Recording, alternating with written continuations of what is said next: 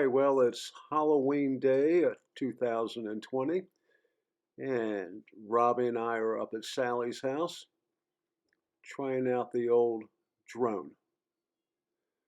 Robbie had his directions in his hands, which he would shout out to me as I was trying to figure out how to get this thing to fly again. So we're out in Sally's backyard. Just came up over the trees. That's her house down below. There's Robbie's red pickup truck and my Honda Passport. Down low here, we're going to pass by us. Robbie gives a little wave, a rather enthusiastic wave, I should say.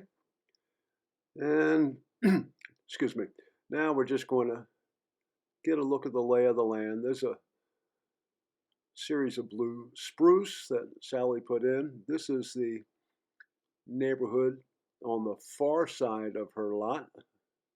You can see all the fall colors.